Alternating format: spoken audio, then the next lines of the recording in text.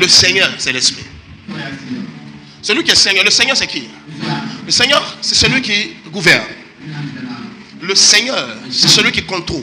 Celui dont la volonté est exécutée dans un territoire donné. D'accord? C'est lui qu'on appelle le Seigneur. Celui qui a le contrôle des vies, qui a le contrôle des destinées globales. Maintenant, ici, il dit le Seigneur, chez nous ici, dans notre environnement, dans notre écosystème, le Seigneur, c'est l'Esprit. Il est en train de dire c'est le Saint-Esprit.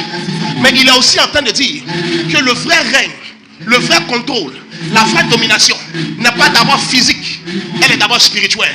Voici pourquoi il dit le Seigneur c'est l'Esprit. Et quand il dit le Seigneur c'est l'Esprit, il est en train de dire que le règne, le contrôle et la domination ne vient pas du monde naturel, mais vient du monde surnaturel. Ne vient pas de l'ordinaire, mais vient de l'extraordinaire. Ne vient pas du monde physique, mais vient du monde invisible. La seigneurie qui contrôle l'environnement de chaque homme, de chaque territoire, est d'abord du monde de l'Esprit. Voici pourquoi il dit le Seigneur c'est l'Esprit. Le commandement c'est l'Esprit. Le règne, ça vient de l'Esprit. Quel Esprit? Dans notre configuration, à celui qui parle, c'est le Saint-Esprit. Mais si le Seigneur c'est l'Esprit, et que l'Esprit ici c'est le Saint-Esprit, ça veut dire que dans d'autres territoires, dans d'autres configurations, le Seigneur c'est l'Esprit. Mais ce n'est pas le Saint-Esprit, c'est un autre esprit qui a la seigneurie dans ces territoires. Il existe dans le monde des esprits d'autres esprits qui ont la capacité de gouvernance, qui ont la capacité de règne. Et ce que je dis est étayé par Éphésiens le chapitre 6, lorsqu'il déclare: nous n'avons pas à combattre contre la chair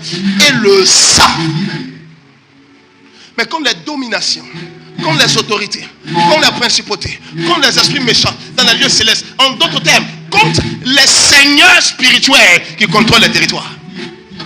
Le Saint-Esprit qui est Seigneur, là où c'est lui qui règne, là-bas il y a la liberté. Mais là où le Seigneur est un autre esprit méchant, là où cet esprit règne, là-bas il n'y a pas la liberté, là-bas il y a la captivité.